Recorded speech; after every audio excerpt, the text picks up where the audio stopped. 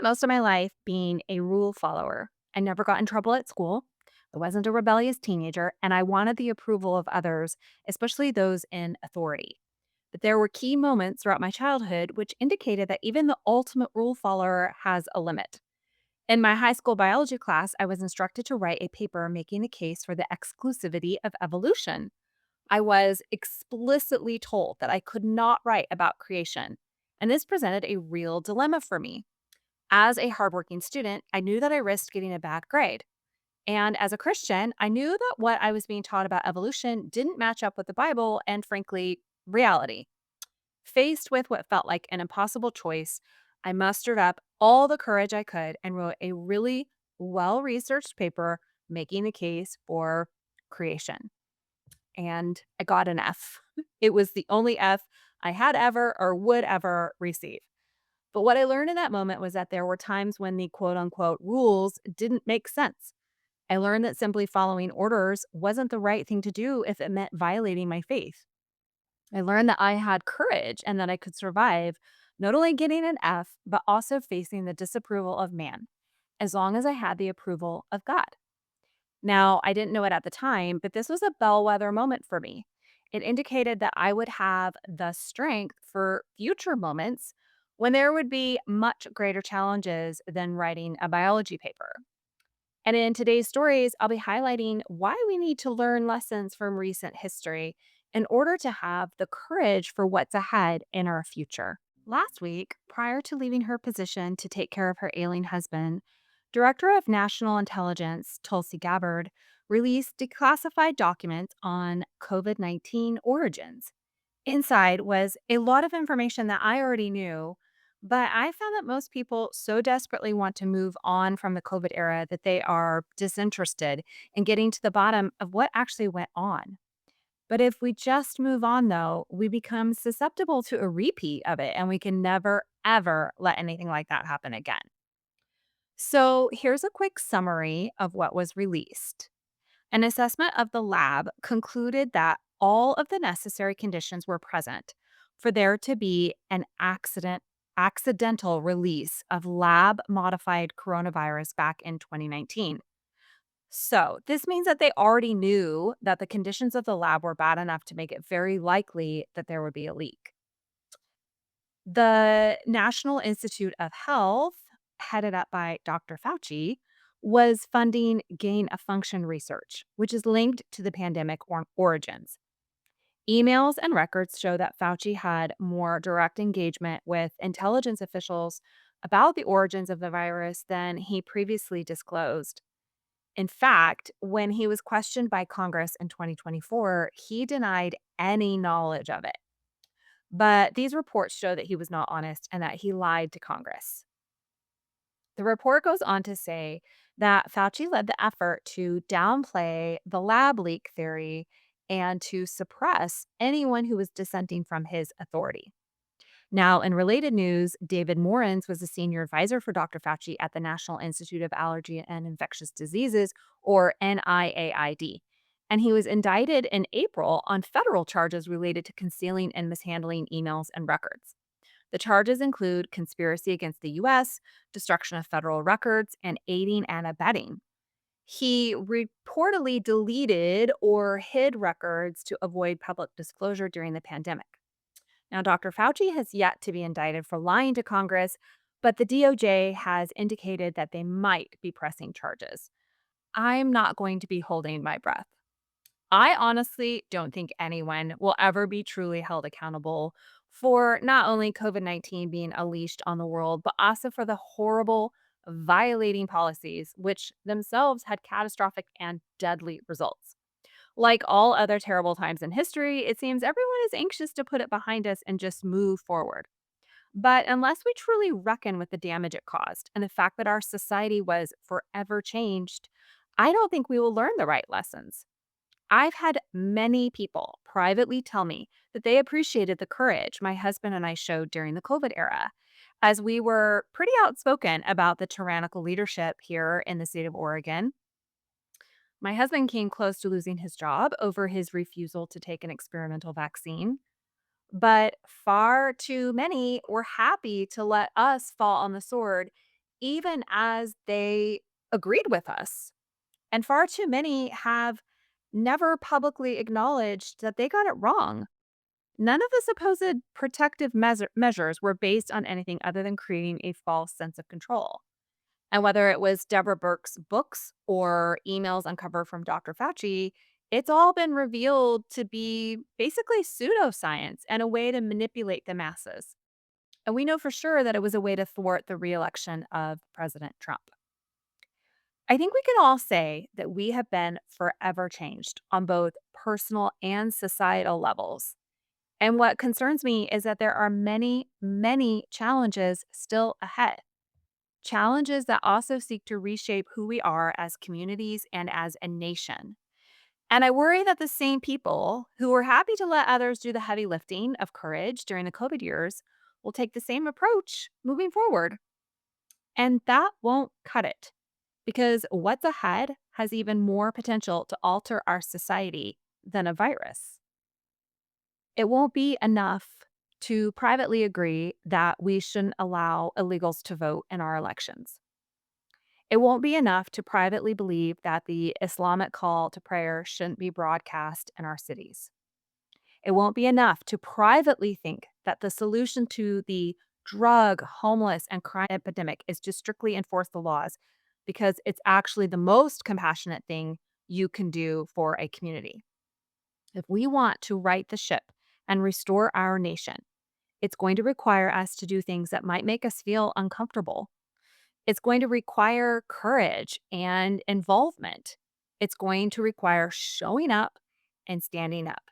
It might feel like you are being rebellious at first, but as the famous quote goes, rebellion to tyranny is obedience to God.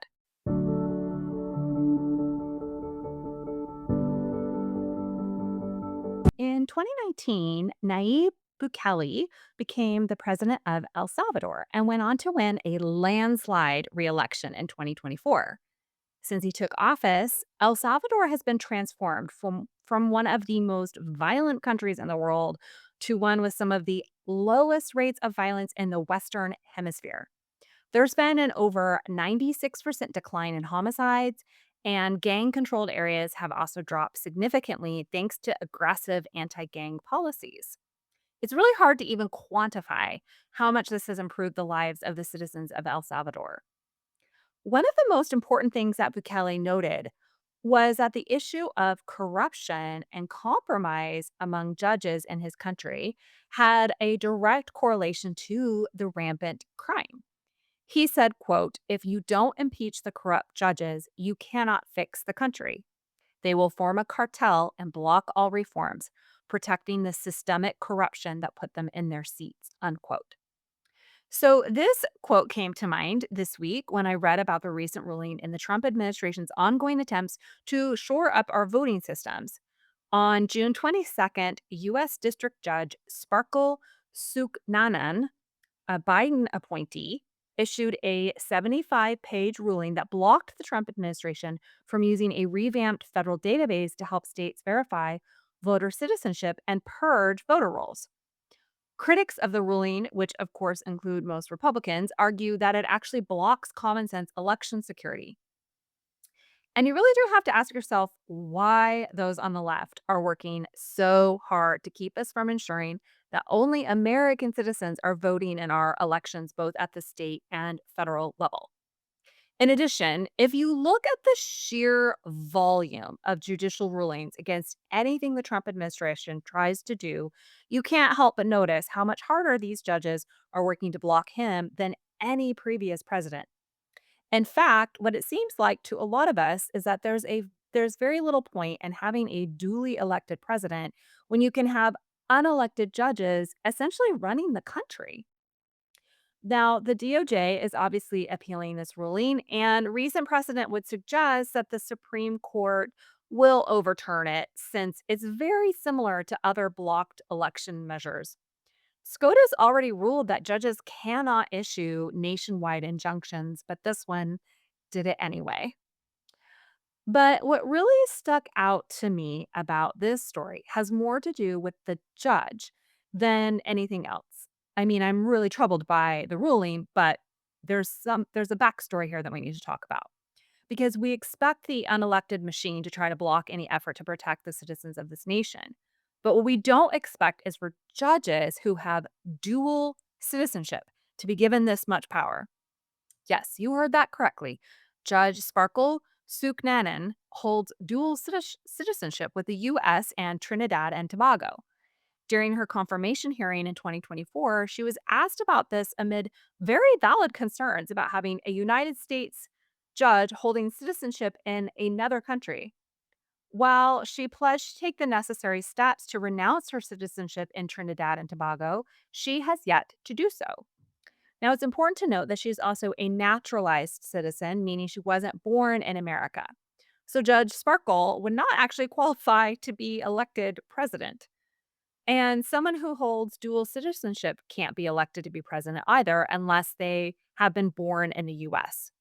It can't be overstated how detrimental it is to have judges who hold citizenship in other countries making these kinds of rulings here in our country, especially when the rulings have to do with our elections and protecting the sovereignty of our nation. G.K. Chesterton once said, "A man's reasons for not wanting his country to be ruled by foreigners are very like his reasons for not wanting his house to be burned down, because he could not enumerate all the things he would miss." It's more critical than ever that we understand that America isn't simply an idea or an opportunity zone. America may be made up of 50 states, with each state having its own unique feel to it. But most importantly, we are a nation that has an identity, and that identity is rooted in shared values, principles, history, and a commitment to self government. An activist judiciary, especially one with judges who have divided loyalties, threatens to undermine the will of the people and the sovereignty of the nation. Foreign allegiance and ideological resistance will obstruct common sense measures to protect our elections and American citizenship. If our country is going to survive, we must demand that all unelected officials hold the same allegiance to our Constitution that we require of our elected officials. That's the only way we can ensure that the voice of legitimate citizens will ultimately be heard. And we cannot be afraid to talk about these things. It's going to take boldness and courage to keep our country from going the way of the globalist agenda.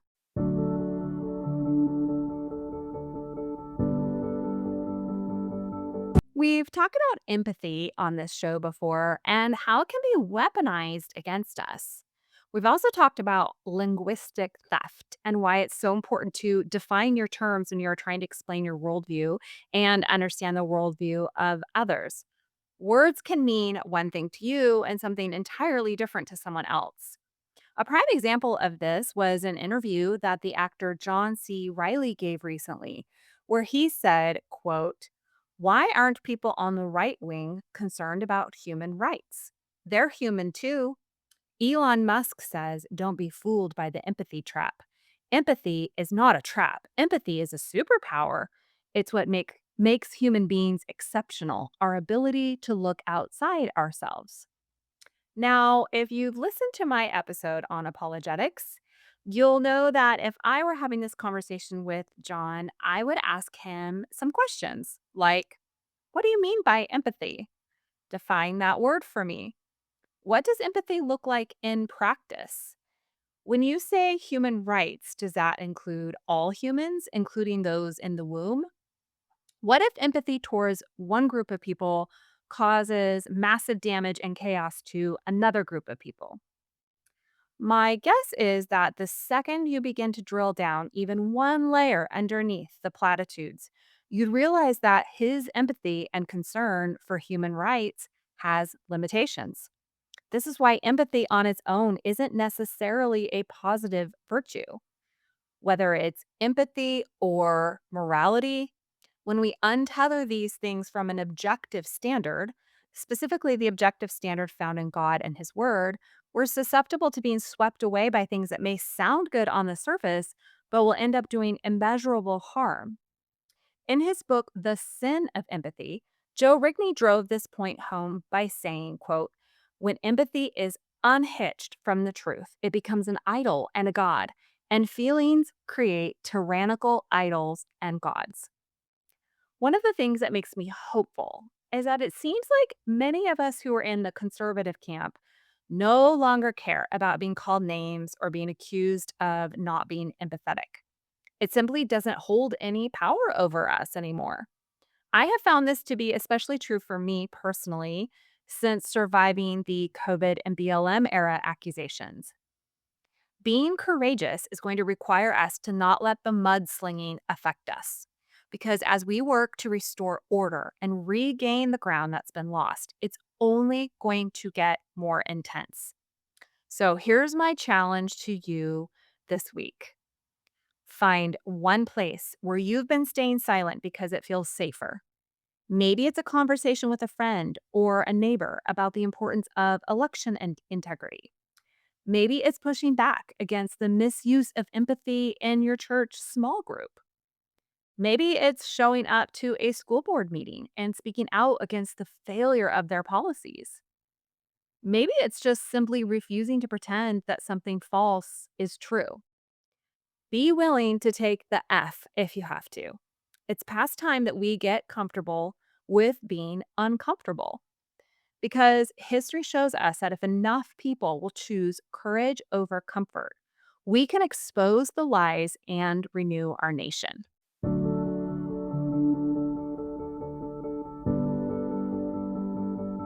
If these conversations are helping you to grow in your discernment and courage, I hope you'll give the show a 5-star review and subscribe or follow. Also, big news, Not Gullible is now on YouTube, so you can watch there as well as listen to the show. So, subscribe on YouTube as well. That's it for today. Until next time, remember to stand firm and speak the truth boldly to a world that desperately needs to hear it.